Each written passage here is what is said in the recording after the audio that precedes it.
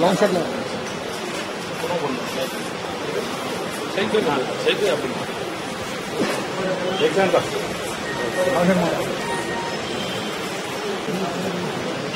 अरे आओ खान भाई।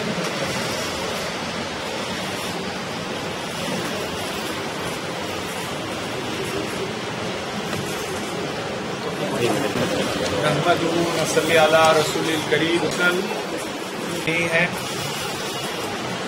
तकरीबन कुरान इंटरनेशनल अपने खिदमत अंजाम दे रही और उसकी तफसीर को मिनहाजुल कुरान ने पेश किया।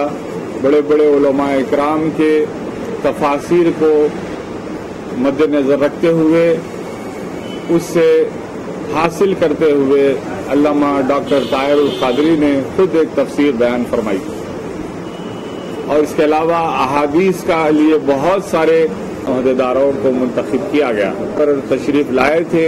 उनके रूबरू ये तमाम कार्रवाई मुकम्मिल की गई कि अहदेदारों को पूरे सारों के नाम एक के बाद एक वो इंतखाबात अमल में लाए गए और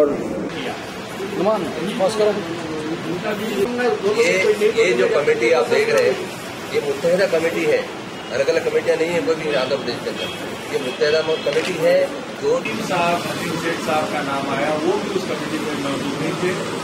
अब्दुल हकीम सेठ साहब को सेक्रेटरी फाइनेंस का ओहदा दिया था।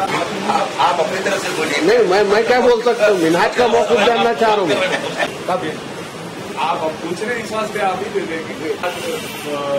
अपनी पूरी इमाम हसन मजहबी पेशवान थे और जन्नत के शबाबों के सरदार होंगे। वो सेंट्रल कमेटी से उनका ताल्लुक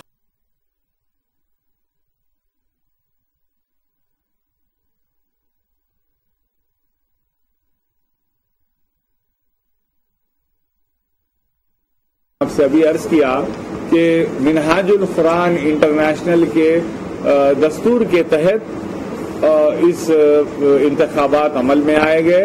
उसके अलावा जैसा कि आप जानते हैं मिनहाजुल कुरान इंटरनेशनल इंडिया एक रजिस्टर्ड सोसाइटी भी है।